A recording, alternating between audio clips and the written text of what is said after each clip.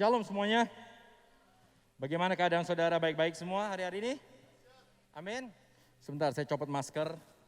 Karena dari tadi saya nyanyi, engepnya minta ampun. Wow, how are you doing? How are you guys?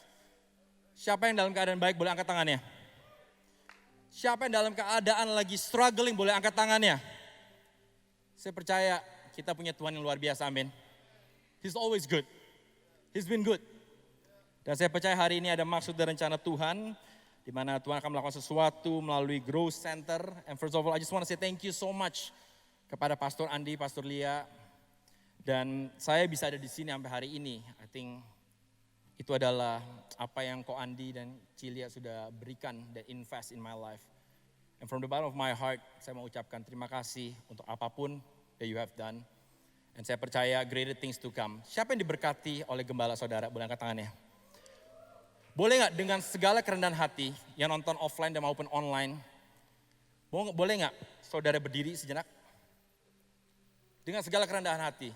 Because I know, saya percaya saudara love your pastor. Dan saya percaya Pastor Andi bukan cuma sekedar pastor, tapi dia benar-benar, yang saya kenal dari dulu, he's a father. Yang selalu mau mengerti akan keadaan jemaat dan willing to go the extra miles untuk membawa orang mengenal kepada Kristus. Kalau saudara sayang kepada Pastor Andi dan Pastor Lia, boleh gak mata saudara tertuju kepada mereka berdua? Dengan hitungan ketiga, kita katakan, we love you Pastor Andi, Pastor Lia, thank you. Oh saudara, GC Family siap? Oke, 1, 2, 3. We love you Pastor Andi, Pastor Lia, thank you. Kita beri kemuliaan yang paling meriah bagi mereka semua. Thank you so much Pastor Andi, Pastor Lia. Lebih meriah lagi, come on GC. Saya percaya yang di offline dan online boleh ketik like tepuk tangan emoticon. Silakan dulu kembali. Wow. Dan saya mau katakan kepada saudara bahwa saudara mempunyai tim worship yang luar biasa. I'm blessed tadi dengan tim praise and worship. Siapa yang diberkati? And saya tadi Pastor Andi melihat saya waktu SMA, saya melihat Ines waktu masih kecil sekali di Seattle. And look, lihat dia sekarang, and saya percaya Tuhan akan pakai Ines. Mana Ines? Suddenly di rapture. Saya ketinggalan berarti dong.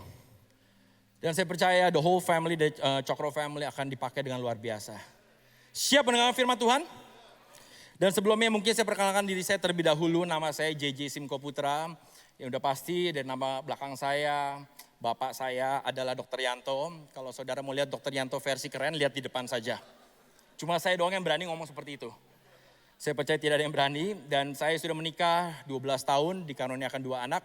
Yang pertama umur 11 tahun dan yang kedua umur 8 tahun. Yang pertama namanya Nicole, yang kedua namanya JT.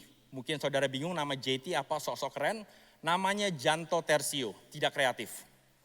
Sama seperti papa saya. Dan waktu saya berikan nama anak kedua saya bilang, Pi, nama anak kedua saya adalah Janto Tersio. Papa saya langsung bilang, hebat kamu emang tahu papi, apa yang papi mau. Karena kita terinspirasi ada Ming Dynasty, Yang Dynasty, saya akan buat Janto Dynasty. Saudara suka maupun gak suka, it is what it is. Saya lead pastor daripada Fuse Jakarta, saya juga bantu papa saya di CK7. Dan saya juga ada usaha sendiri. Tapi hari ini bukan tentang saya, tapi semua tentang Yesus. Amin. Siap mendengar firman Tuhan? Katakan kepada kiri kanan, saudara akan diberkati. Yes. Dan thank you so much, saya percaya saudara sudah diberkati oleh khotbah daripada Pastor Andi selama 2 minggu terakhir ini. Mengenai humility. And I believe kita sudah belajar mengenai selfless, dan humility as well. Bahkan false humility, KW. Dan hari ini saya akan membawakan sebuah judul khotbah saya berjudul 3M. Katakan bersama-sama 3M. Dan sebelumnya mungkin saya ajak saudara kita doa terlebih dahulu secara cepat. Tuhan Yesus, terima kasih Tuhan pada hari ini. Kami akan mendengarkan firman-Mu. Kami percaya Tuhan, the word of God will set us free.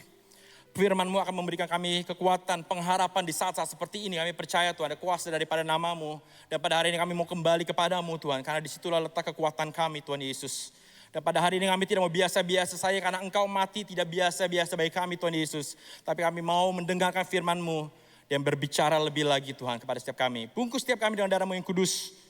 Dan persiapkan hati kami. Di dalam nama Tuhan Yesus bersama-sama kita katakan amin. Boleh slides, boleh dibantu. Hari ini tema khotbah saya berjudul 3M.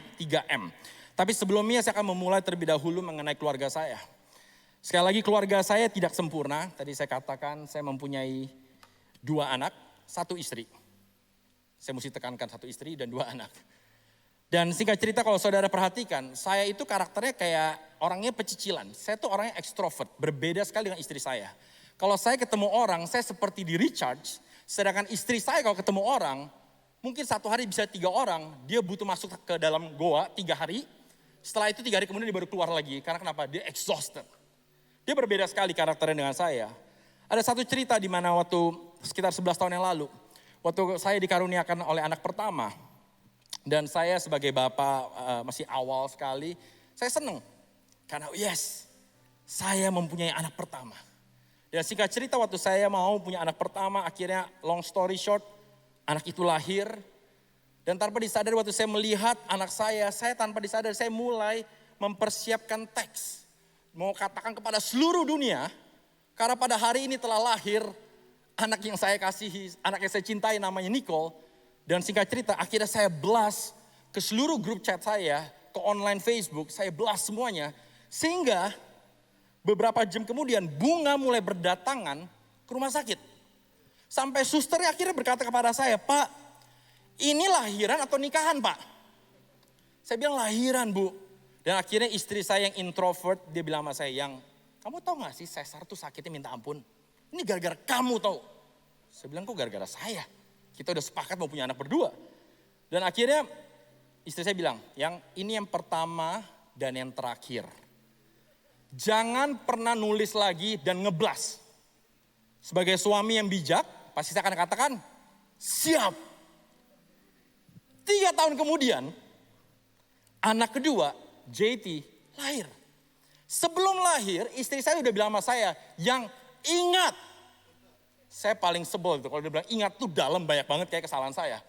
Dan istri saya langsung bilang, "Ingat ya, jangan lakukan apa yang kamu pernah lakukan." Saya bilang sekali lagi, "Siap." Sebagai suami yang bijak, waktu anak itu lahir, mestinya saya udah tahu bahwa saya tidak akan melakukan. Tapi pada saat itu saya nggak tahan dengan kabar gembira yang saya terima. Akhirnya saya mulai menyusun kata-kata lagi. Dan singkat cerita saya mulai press send. And the moment I press send, intimidasi tiba. Dan tiba-tiba dalam hati saya, "Mampus lu. Sebentar lagi kamu akan masuk ke dalam tata penghakiman." Dan waktu saya udah press send, saya udah ketakutan sekali. Saya mau menghampiri kamar istri saya di rumah sakit pada saat itu. Dan tiba-tiba ada lagu, "Ku masuk ruang maha kudus." Saya udah ketar-ketir kayak orang mati loh. Saya bakalan dihakimi. Singkat cerita waktu saya masuk, tiba-tiba istri saya bilang sama saya, "Yang, kamu ngelakuin gak sesuatu?" General banget, umum banget. Tiba-tiba saya bilang, "Iya Yang, aku melakukan sesuatu." Singkat cerita istri saya langsung ngocek. "Kamu tahu gak aku sakit bla bla bla." Singkat cerita itu yang terjadi. Tapi kemana saya akan membawa pesan ini kepada saudara? Kalau saudara perhatikan, saya mengalami sebuah kabar baik dalam kehidupan saya yang saya gak bisa tahan. And the moment saya mengalami itu semua, saya gak bisa tahan dari dalam. Makanya saya mau bagikan kepada semua orang. Dan saya mau katakan kepada saudara pada hari ini, inilah semestinya identitas kita sebagai orang-orang percaya di dalam Tuhan. Karena saudara sudah menerima kabar baik daripada Tuhan. Dan kami percaya, waktu saudara menerima, saudara gak tahan setiap kali saudara melihat orang-orang lagi dalam kesusahan. Saudara mau membagikan firman Tuhan kepada mereka. Dan saya percaya saudara bisa relate. Kalau saudara menang undian, pasti saudara membagikan kepada seluruh tetangga. Ceritakan kepada seluruh orang. Dan itu yang saya dapat. Hari-hari kita sebagai orang-orang percaya dalam Tuhan, kita harusnya menjadi orang yang paling berbahagia dan kita harus menjadi orang yang paling aktif. Karena kita udah receive sesuatu yang mungkin orang lain belum pernah rasakan di luar sana. Dan saya percaya ada kuasa daripada salib itu sendiri. Arti salib bagi kehidupan kita, kalau saudara perhatikan sebelum saudara terima Tuhan Yesus, kita semua mati. Kita tidak ada artinya. Tujuan kita hanya neraka. But the moment kita terima Tuhan Yesus sebagai juru selamat, kita pindah alamat dari neraka menjadi surga, dari tidak ada pengharapan menjadi pengharapan. Dan saya percaya setiap dosa kita sudah diampuni dan kita harus menjadi orang, sekali lagi saya katakan, yang paling berbahagia. Karena kita sudah dibebaskan. Tapi saya mau encourage Grow Church today. Jangan stop sampai di kita. Karena kita belajar dari beberapa minggu lalu, hidup kita bukan tentang kita. Tapi hidup kita semua tentang Tuhan Yesus. Dan kita bisa belajar daripada Tuhan Yesus di Matius 20 ayat 28. Dikatakan apa? Sama seperti anak manusia datang bukan untuk dilayani, melainkan untuk melayani. Dan untuk memberikan nyawanya menjadi tebusan bagi banyak orang. Dan ini harus menjadi esensi di dalam kehidupan kita sebagai orang percaya. Karena kita sudah dibangkitkan oleh kuasa kematian dan kebangkitan Kristus. Dan secara cepat, karena waktu tidak friendly dengan saya, ada 3M yang saya mau bagikan kepada Bapak Ibu pada hari ini, yang online maupun yang offline. Yang pertama, salah satu bagian daripada humility adalah kita mau melayani. Dan saya percaya yang pertama, melayani adalah DNA kita. Karena kenapa di Matius 28 ayat 19 sampai 20 dikatakan apa? Karena itu, pergilah.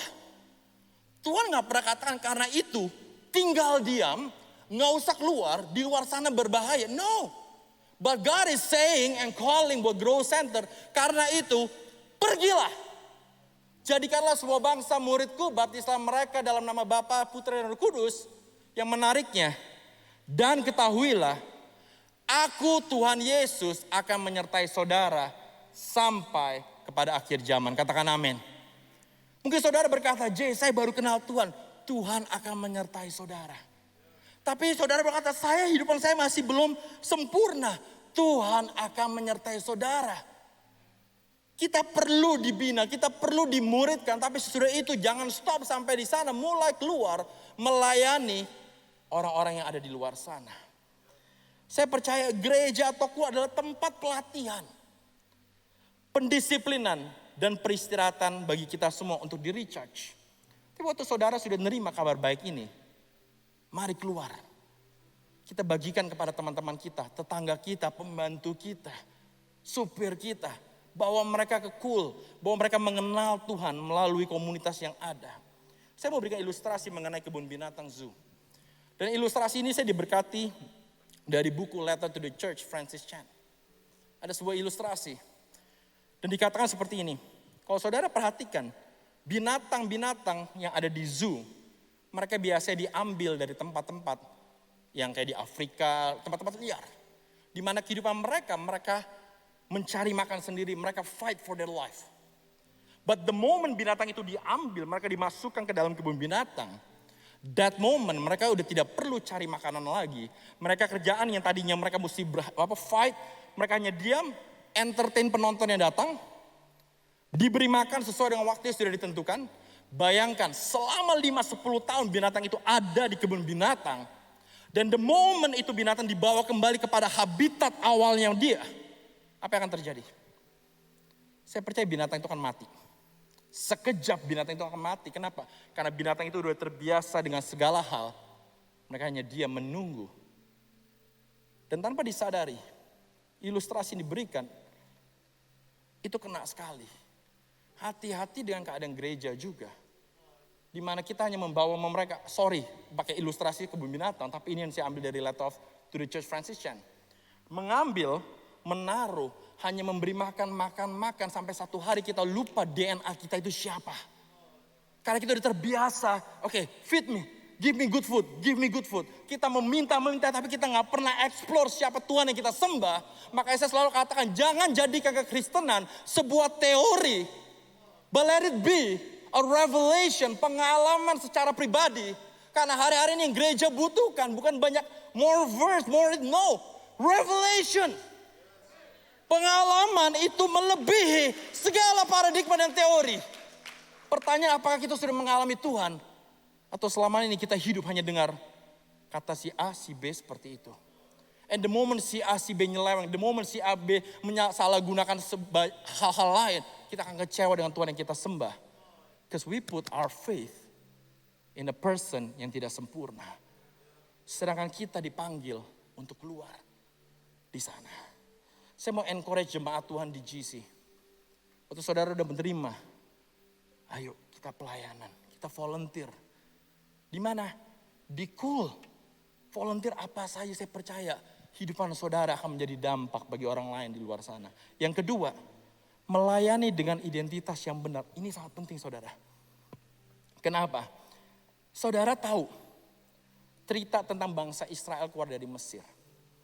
Kalau saudara, saya mau kasih ilustrasi di panggung ini. Di sebelah kiri saudara, kalau saudara lihat dari depan, ini adalah Mesir. Di tengah-tengah ini adalah padang gurun, dan di ujung sana adalah tanah perjanjian. Kita tahu cerita ini, di mana bangsa Israel dipanggil keluar dari Mesir menuju kemana saudara? Ke tanah perjanjian.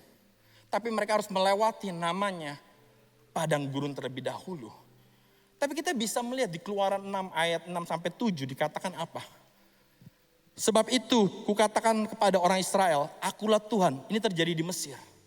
Aku akan membebaskan kamu dari kerja paksa orang Mesir, melepaskan kamu dari perbudakan mereka dan menebus kamu dengan tangan yang teracung dan dengan hukuman-hukuman yang berat.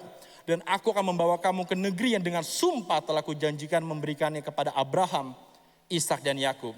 Dan aku memberikannya kepadamu untuk menjadi milikmu. Akulah Tuhan. Kita tahu bangsa Israel ada dalam perbudakan. Mereka keluar dibawa oleh Musa, menyeberangi laut untuk menuju kepada tanah perjanjian. Dan cerita waktu mereka keluar, mereka menerima segala mujizat. Kalau saudara tahu padang gurun, extreme weathernya. Di pagi hari sampai siang mungkin panas terik, di malam hari itu dingin sekali. Tapi nyatanya Tuhan yang mereka sembah menyediakan semuanya. Mereka bahkan gak perlu khawatir untuk mencari makanan. Semua disediakan, mana disediakan, tuntunan Tuhan selalu ada. Everything was good. But the funny thing, mereka tetap bersungut-sungut walaupun mereka menerima mujizat. Walaupun penyertaan Tuhan itu nyata, mereka tetap bersungut-sungut. Bahkan mereka mengeluarkan statement yang sangat ironis di Keluaran 14 ayat 12. Dikatakan seperti ini. Bukankah ini telah kami katakan kepadamu di Mesir? Janganlah mengganggu kami. Dan biarlah kami bekerja pada orang Mesir. Sebab lebih baik bagi kami untuk bekerja pada orang Mesir daripada mati di padang gurun ini. Saya sudah mendapatkan sebuah revelation regarding about this. Di mana ilustrasi bangsa Israel keluar dari Mesir menuju ke tanah perjanjian. Itulah adalah ilustrasi tentang gambaran keselamatan kita semua. Di mana kita semua dulu masuk ke dalam belenggu dosa, perbudakan dosa. But the moment Tuhan mengirim anaknya tunggal, kita dibebaskan, kita dipindahkan tempat kita dari perbudakan dosa menuju ke tanah perjanjian. But along the way kita ada namanya proses padang gurun. Sama seperti bangsa Israel, mereka keluar tempatnya. Tapi ada satu hal, mereka membandingkan kehidupan lama mereka di tempat yang baru. Dan sesuatu hal yang saya pelajari dari hal ini, hati-hati dengan kita semua sebagai orang yang percaya di dalam Tuhan. Kita bisa pindah dari orang berdosa. Saya terima Tuhan Yesus sebagai juru selamat. Saya pindah ke padang gurun tempatnya menuju ke tanah perjanjian. Tapi mindset saya tetap memakai mindset yang lama di tempat yang baru. Pikirkan sejenak. Tempatnya boleh baru. Tapi mindsetnya masih mindset perbudakan di tempat yang baru. Sehingga penyembahan mereka, penyembahan perbudakan. Apapun yang mereka lakukan dengan mental budak di tempat yang berbeda. Dan kita harus tahu Bapak Ibu. Bahwa kita semua sudah ditebus. Makanya ayat pegangan hidup saya sampai hari ini ada di Roma 12 ayat 2. Jangan menjadi serupa dengan dunia. Do not be conformed to the pattern of the world. Bahwa dikatakan di Alkitab, tetapi berubahlah oleh akal budi. Sekali lagi, Christianity is all about changing the paradigm. Karena tanpa disadari kita hidup di dalam dunia penuh dengan sistem. Kita lahir dari sebuah sistem. Tapi kalau kita tidak berubah untuk mengerti kehendak Allah, kita akan sama seperti sistem yang ada di dunia. Walaupun kita ada di gereja, sistemnya sistem yang sama. Be careful with that. Kelihatannya simple. Tapi ketindakan dan refleksi apa yang kita lakukan akan menggambarkan apa yang ada di dalam pikiran kita. Dan hati-hati waktu kita mulai pelayanan dengan identitas yang salah. Makanya mental kita seringkali berbeda. Saya melayani supaya saya diberkati. Saya doa puasa supaya saya makin makmur, company saya makin besar. Itu mental seorang budak. Maaf. Budak selalu melakukan sesuatu supaya dapat upahan. Budak harus selalu perform terbaik dengan kekuatan dia sendiri untuk diakui. Sedangkan ada perbedaan mental supaya versus karena. Kita sebagai anak-anak Tuhan, mental kita adalah mental karena. Saudara bisa memberkati orang lain bukan karena saudara hebat, no. Tapi karena saudara terlebih dahulu diberkati oleh Tuhan. Because of that, saudara bisa memberkati. Saudara bisa mengampuni bukan karena saudara dermawan, tapi karena terlebih dahulu Tuhan mengampuni saudara. Oleh dasar salib Kristus saudara melangkah dan saudara dapat mengampuni orang lain. Di dalam pelayanan pasti kita akan kecewa. Pasti kita akan mengalami gesekan. But the moment kita punya identitas yang benar dan paradigma yang benar, kita dapat menerima orang apa adanya bukan karena kekuatan kita, tapi karena Tuhan terlebih dahulu menerima kita apa adanya. Hati-hati dengan cara kita melangkah dalam pelayanan. Kita semua adalah the product of the cross. The cross itu sendiri. The cross. Makanya saya mau katakan kepada Bapak Ibu. Mental anak berbicara mengenai apa yang saya dapat berikan. Tapi mental budak berbicara mengenai apa yang saya dapat terima. Berbeda sekali. Karena seorang anak tahu bapaknya siapa. Maka dia memberikan. Dia udah terpenuhi semuanya. Dan dia memberikan kepada yang lain. Yang ketiga, yang terakhir. Saya boleh undang pemusik untuk naik ke atas. Melayani dengan apa yang ada di tangan. Yang pertama melayani adalah DNA kita. Yang kedua melayani dengan identitas yang benar. Yang ketiga melayani dengan apa yang ada di tangan. Pernahkah saudara berpikir, mungkin saudara bertanya, J, apa yang saya bisa lakukan di Grow Center? Ya saya mengerti mengenai selfless, saya mengerti mengenai humility. But what can I do? Hidup saya masih begini, pandemik, krisis finansial, saya gak bisa apa-apa. Saya mau ajak saudara, pernahkah saudara bertanya, kenapa saudara lahir di keluarga saudara? Pernahkah saudara bertanya, kenapa saya mempunyai talenta atau kekuatan karakter seperti ini? Pernahkah saudara bertanya bahkan kenapa saudara tertanam di Grow Church Center under Pastor Andi dan Pastor Lia? Pasti saya percaya tidak ada yang kebetulan. Tuhan lagi mau memakai kehidupan saudara. Amin. Saya mau ajak encourage saudara. Melayani dengan apa yang ada di tangan. Apa yang ada di tangan? Sesimpel panca indera saudara. Saudara punya mata untuk melihat. Saudara mempunyai telinga untuk mendengar keluh kesah orang. Saudara punya mulut untuk mengencourage orang lain. Saudara punya tangan untuk memberi. Saudara punya kaki untuk melangkah. Sesimpel itu. Dan saya mau ngambil satu ilustrasi. Ini mungkin udah sering kali dikhotbahkan di Yohanes 6 ayat 5-9. Cerita tentang anak kecil memberikan 5 roti dan 2 ikan. Kalau saudara perhatikan. Di ayatnya nanti saudara baca. Kita bisa melihat anak itu hanya punya 5 roti dan 2 ikan. Ada 5.000 orang di sana. Dan bahkan muridnya katakan, ini ada anak kecil. Dia cuma punya 5 roti dan 2 ikan. Tapi apa yang dia bisa lakukan? Bahkan muridnya meragukan dengan apa yang ada di tangan tuh anak. Tapi yang saya suka dari mental seorang anak, he knows I have a good father. He knows yang akan melakukan mujizat bukan saya tapi Bapa. Tugas seorang anak hanya embrace, mensyukuri apa yang dia punya. Dia bawa kepada Bapa. Padahal orang-orang sekitar, ya finansial kamu aja belum benar. Ya kamu senyum aja fales. Ya kamu mana bisa lakukan ini.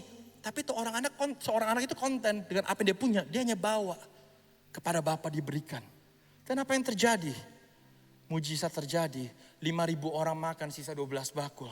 Saudara tahu itu cerita. Tapi yang menariknya saya mau bagikan kepada saudara semua pada hari ini. Syukuri dengan apa yang ada di tangan kita. Mungkin saudara ngerasa ini tidak ada apa-apanya. Mungkin saudara ngerasa ini tidak signifikan. Tapi saya mau katakan kepada Bapak Ibu. God can make your insignificant significant. God can make your insignificant significant. Terserah apa kata dunia. Saudara lahir bukan pilihan saudara. Tapi Tuhan lah ada rencana yang indah dalam kehidupan saudara. Syukuri. Apa yang ada di tangan? Syukuri. Berikan kepada Tuhan. Apa yang terjadi? Tuhan mengambil 5 roti dan 2 ikan. Itu tidak berubah menjadi 5.000. No. The same. 5 roti 2 ikan, the same. 5 roti 2 ikan dibagikan satu persatu, the same. 5 roti 2 ikan dibagikan satu persatu, tidak pernah habis. It's the same thing with your life. Setia dalam perkara yang kecil, bagikan satu persatu. Dan waktu saudara serahkan pada Tuhan, saudara akan amazed bahwa itu tidak akan pernah habis. Ternyata dan membuat dampak, karena hidup kita bukan tentang kita, tapi hidup kita semua tentang Tuhan Yesus. Setia, bagikan. Dan yang terakhir saya akan katakan, your life has a purpose. Hidup saudara ada tujuannya. Your story, cerita hidup saudara penting. Jangan anggap remeh. It's so important. Berikutnya, your dreams, mimpi saudara. Count. Your voice matters. And you were born to make an impact. Saudara ada untuk menjadi dampak. Dan saya akan mengakhiri 3M. Melayani adalah DNA kita semua saudara. Melayani dengan identitas yang benar. Dan melayani dengan apa yang ada di tangan kita. Syukuri. Boleh gak saudara? Sodorkan tangan saudara. Apa yang ada di tangan saudara? Apa yang ada di tangan saudara hari ini? Maukah saudara mensyukuri apa yang ada di tangan? Karena ujung-ujungnya Tuhan akan melakukan sesuatu. Pegang, syukuri. Saja kita bangkit berdiri bersama-sama. Terima kasih Tuhan Yesus. Terima kasih Roh Kudus.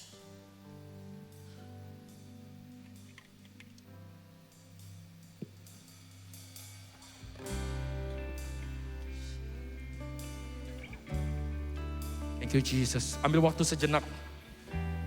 Kita merenungkan firman Tuhan. Bahwa ada rencana Tuhan yang Tuhan mau lakukan dalam kehidupan kita semua. Saya gak tahu apa yang Bapak Ibu sedang alami hari-hari ini. Tapi Tuhan mau katakan kepada Bapak Ibu. Jangan pernah menyerah dengan kehidupan saudara. Tuhan sayang kepada saudara. Kalau saudara mungkin tadi tergerak hati saudara. Bahwa saudara tiba-tiba kayak, I have to give something. Kehidupan saya udah jauh diberkati. Syukuri. Syukuri dengan apa yang ada di tangan. Makanya saya selalu katakan kepada orang, saudara boleh lihat ke atas untuk saudara termotivasi dan diinspirasi. Tapi sama pentingnya saudara yang pernah lupa melihat ke bawah untuk mensyukuri keadaan saudara pada hari ini. Pegang janji Tuhan. Pegang janji Tuhan, angkat tangan saudara bersama-sama. Thank you Jesus. Kau lihat tangan-tangan yang terangkat Tuhan Yesus. Diberkatilah mereka Tuhan. Kami percaya Tuhan ada maksud dan rencana Engkau Tuhan melalui jemaat-Mu di Grow Center yang offline maupun online dan nonton Tuhan Yesus. Pakai kehidupan mereka lebih lagi Tuhan. Berbicaralah, sekali lagi hamba-Mu terbatas. Tapi Roh Kudus yang di dalam mereka jauh melebihi kapasitas mereka. Berbicaralah kepada mereka secara personal Tuhan. Yang lemah dikuatkan Tuhan. Yang berat Kau angkat semuanya di dalam nama Tuhan Yesus. Pakai mereka. Dan kami percaya Tuhan, Grow Center akan menjadi dampak di luar sana. Menjadi terang dan garam. Kami serahkan mereka semua ke dalam nama Tuhan Yesus. Kami serahkan mereka semua. Terima kasih untuk segala ya Bapa. Terima kasih Tuhan Yesus.